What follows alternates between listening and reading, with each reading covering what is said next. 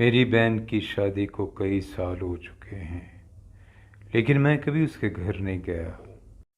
البتہ میرے والدین کبھی کبھی عید یا بارات پر چلے جاتے ہیں۔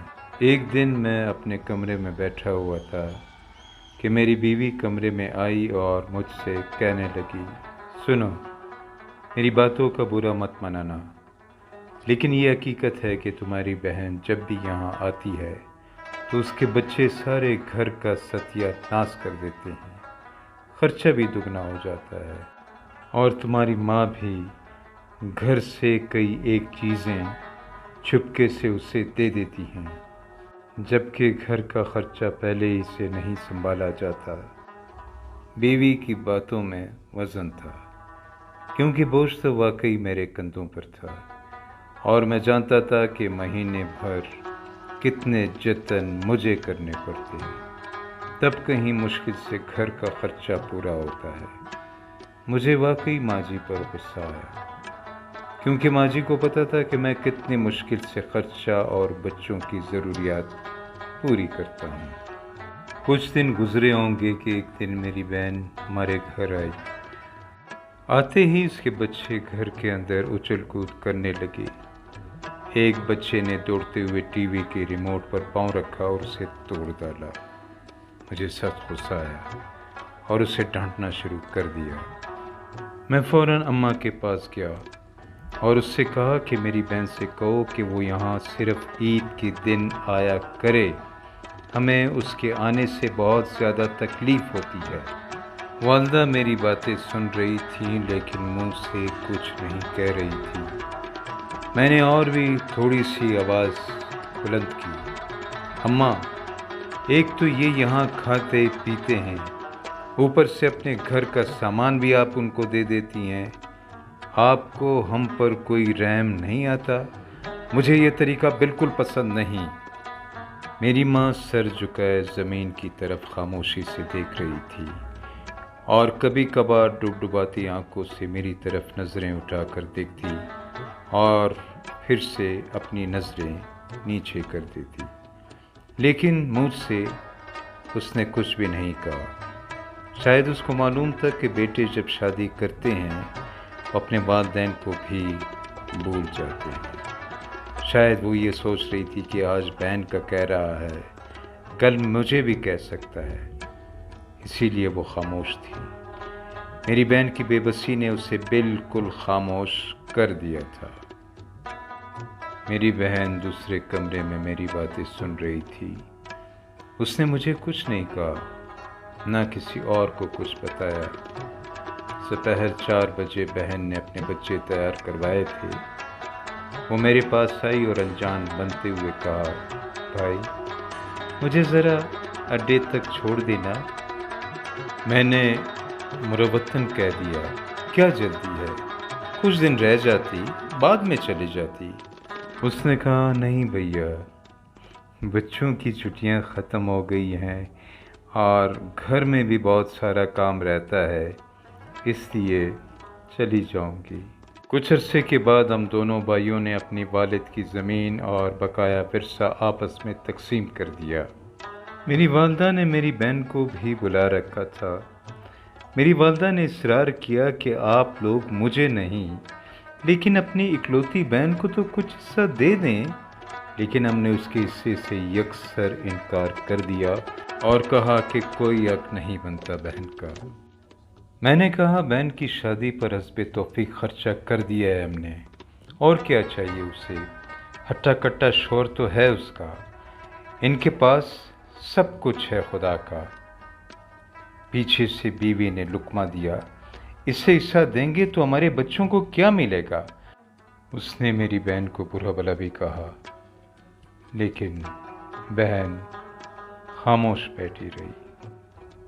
میرا سب سے بڑا بھائی الگ ہو گیا۔ کچھ عرصے بعد میرا ایک بیٹا سخت بیماری میں مبتلا ہو گیا، جس نے مجھے بے حال کر دیا۔ میرے پاس خرچ کرنے کے لیے کچھ نہیں بچا تھا، مجھ پر اچھا خاصا قرض بھی چڑھ گیا تھا۔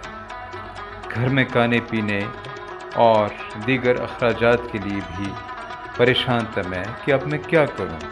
کچھ بھی تو سمجھ میں نہیں آ رہا تھا مجھے۔ میں اپنے غموں میں ڈوب کر اپنے کمرے میں بیٹھا ہوا تھا۔ شاید میں اپنی حالت پر رو رہا تھا کہ عین اس وقت میری بہن ہمارے گھر آئی۔ مجھے حیرت بھی ہوئی کہ منع کرنے کے باوجود یہ بلا پھر سے آ ٹپکی ہے۔ بہن سیدھی میرے کمرے میں آئی اور میرے ساتھ قریب بیٹھ گئی۔ میں نے بیوی سے کہا کہ جاؤ کچھ کھانے پینے کے لیے تیار کر کے لے آؤ۔ بیوی نے کہا یہ کوئی ہوٹل نہیں ہے، نہ کچھ تیار کرنے کی ضرورت ہے اور نہ میں اس وقت کچھ پکا سکتی ہوں۔ میری بہن خاموش بیٹھی تھی۔ اس نے کچھ نہیں کہا، جیسے اس نے کچھ سنا ہی نہ ہو۔ پھر کھسک کر مزید میرے قریب آئی اور آہستہ سے کہا، بھائی تم پریشان ہو؟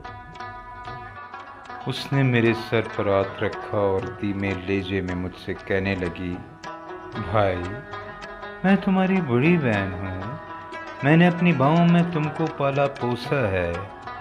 اس نے کئی بار یہ الفاظ بھی دہرائے، تمہاری بہن تم پہ قربان۔ دیکھو یہ کیا شکل تم نے اپنی بنائی ہوئی ہے۔ دل بڑا کرو، اللہ سب بہتر کرے گا انشاءاللہ۔ پھر کہنے لگی، بچے اسکول گئے تھے، میں نے دل میں کہا کہ بھاگ کر آپ کا حال پوچھ لوں، اسی لیے میں آ گئی۔ اس نے زیادہ دیر بات نہیں کی۔ شاید وہ میرے اور میری بیوی کے رویے اور باتوں سے تھوڑی سی مایوس ہو چکی تھی، لیکن پھر بھی اس نے اپنی محبت کا اظہار والہانہ انداز میں کرنا شروع کر دیا۔ تم پاگل ہو کیا؟ کیوں پریشان ہوتے ہو؟ تمہاری بہن تو ابھی زندہ ہے۔ پھر جلدی جلدی اس نے اپنی چھوٹی سی پوٹلی کھولی اور ماں نے اس کی شادی کے لیے جو سونے کی 4 چوڑیاں بنوائی تھیں تھیلے سے باہر نکال دیں اور میرے ہاتھ پر رکھ دی۔ یہ لو بھائی۔ اس نے بڑی مشکل سے اپنے منہ سے بات نکالی، تم لوگوں کا دیا ہوا تو ہے بھائی، آج نہیں تو پھر کس دن کام آئیں گے یہ؟ پھر جلدی جلدی اپنی انگلیوں سے اپنے دوپٹے کا پلو کھولا اور چند مڑے توڑے نوٹ نکال کر الگ الگ کرنا شروع کر دیا، جو تقریباً 1000 روپیے تھے۔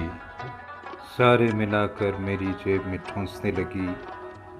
میرے منہ سے کچھ نہ نکلا، شاید اپنے کیے پر پچھتاوا تھا اور شرمندگی ہو رہی تھی، اسی لیے میں خاموش تھا۔ اس نے مجھے قسم دلائی کہ تم ان چیزوں کا ذکر کسی سے نہیں کرو گے۔